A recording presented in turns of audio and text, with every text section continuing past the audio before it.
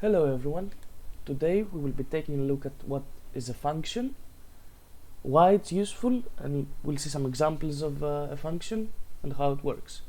So a function is a block of code that we can execute multiple times, and the main benefit of this is that we can greatly reduce the amount of code because we have this block of code that we can execute again and again without needing to write all of this code every time we need something to happen.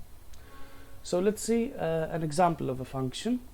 So we start by the keyword def, then the name of our function, let's call it this first function, then we use parentheses and we start writing the inside of our function. So what this function has to do is just print hello world. Okay, and now let's see how we can call this function. So we just have to type the name of our function and all of this code will execute here. So let's try that. Okay, and you can see that hello world is printed. Okay, now let's see what the parameters of a function are. So the parameters of the function are variables that we specify when we call the function, and these variables are used within the function. So let's see an example of that. So when we call the function, we want to give it a name, and inside of the printing statement we just say hello and the name that we specify. So if I come here and just type Bob when I call the function, we can see that hello Bob is printed, and I can change this to whatever I like. I can change this to Mark and it prints hello Mark. And I can use this with variables. So let's say I have a new variable first name and I set this to John, and then I can go inside of the function and just give this the fname variable, and it works the same way as just giving the function a string here. And you can give a function many parameters, many arguments. So you can type here fname and lname for first name and last name, and here you can just print hello fname, let's print space and then lname, and when we call the function I can just give another name, John Doe.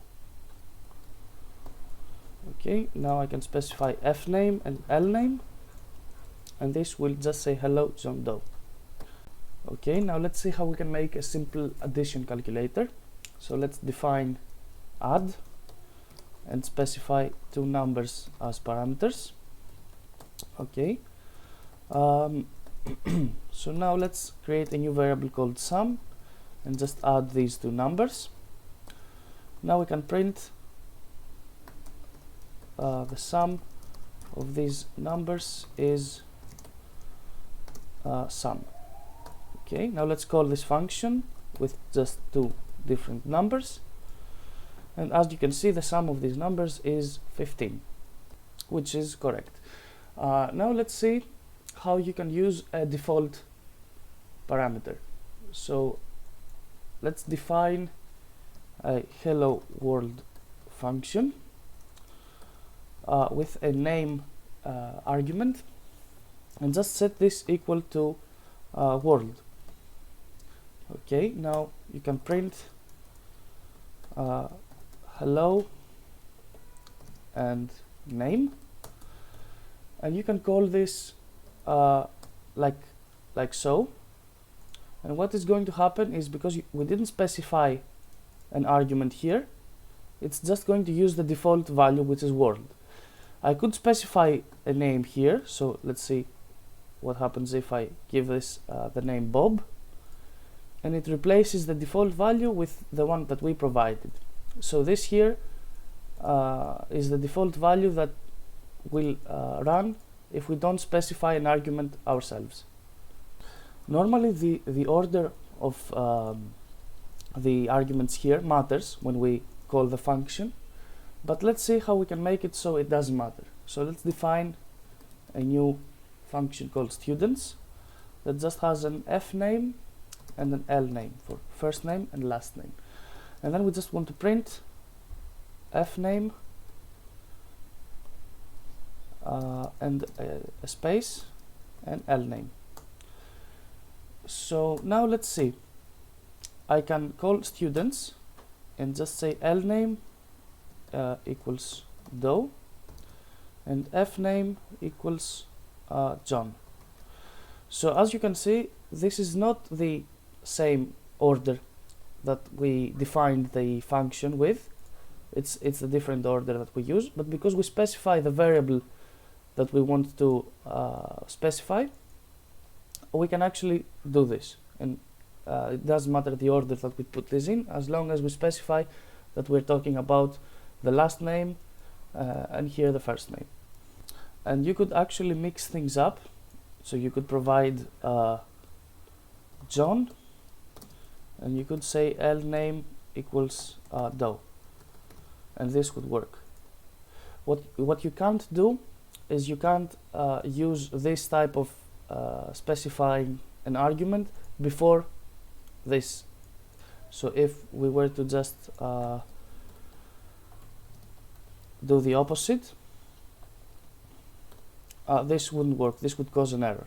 Okay, so first you have to specify in order all of the arguments that you want to specify like this, and then you can use this type of specifying. Okay, so let's take a look at some exercises you could do to practice.